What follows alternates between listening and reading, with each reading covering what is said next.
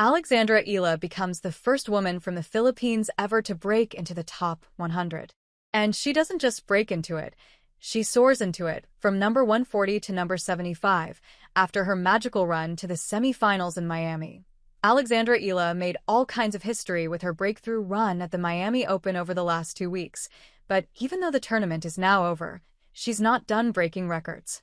After reaching the semi-finals of the WTA 1000 level tournament, she rises from number 140 to number 75 on the new WTA rankings today, soaring past her previous career high of number 134 to make her top 100 debut.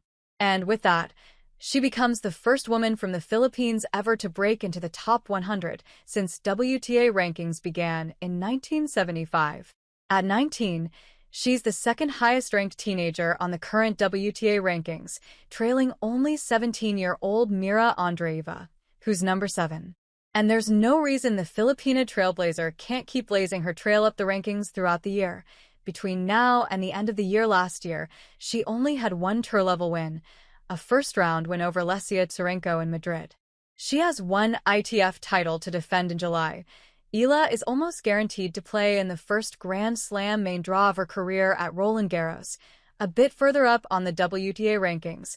Former number 10 Emma Raducanu makes her return to the top 50, rising from number 60 to number 48 after reaching the first WTA 1000 quarterfinal of her career in Miami.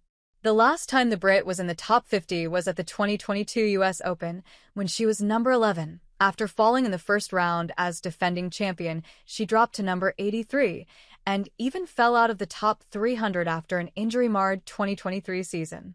But she returned to the top 100 in 2024. And now, after her run in Miami, she's back in the top 50. Over on the ADP rankings, a few rising stars make breakthroughs, starting with Arthur Fils, who rises from number 18 to number 15, his top 15 debut, after reaching the quarterfinals in Miami.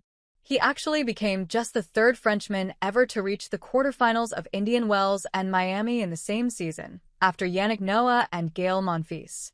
Czech teenager Jakub Mensik also makes a huge move up the rankings, rising from number 54 to number 24, his simultaneous top 40 and top 30 debuts, after capturing the first Masters 1000 title of his career, capping it off with a historic straight-set victory over Novak Djokovic. And a few more debuts. Belgium's Zizoubergs rises from number 51 to number 50, his top 50 debut, after reaching the third round in Miami, also getting the first top 10 win of his career against Andrei Rublev along the way. And the Netherlands' Jesper de Jong moves up from number 105 to number 98, his top 100 debut. After a solid 2 weeks of challengers on clay in Spain during Miami, reaching a final and a semi-final. And last but not least, some feel-good news, as two of Croatia's best, Marin Cilic and Borna Coric, both move back up the rankings. Cilic jumps 25 spots from number 143 to number 118 after winning the Challenger in Girona, Spain, his first Challenger title since 2007. The former number 3 and 2014 US Open champion is working his way back up the rankings after having undergone right knee surgery last May. And Coric rises from number 112 to number 96, his first time in the top 100 since January. Though he fell in the second round at a Challenger in Naples, Italy last week, he won a Challenger during the first week of Miami in Zadar, Croatia. That was actually his third Challenger title in a row, having lifted trophies during 2 of the 3 previous weeks. Coric is a former number 12 and the 2022 Cincinnati champion.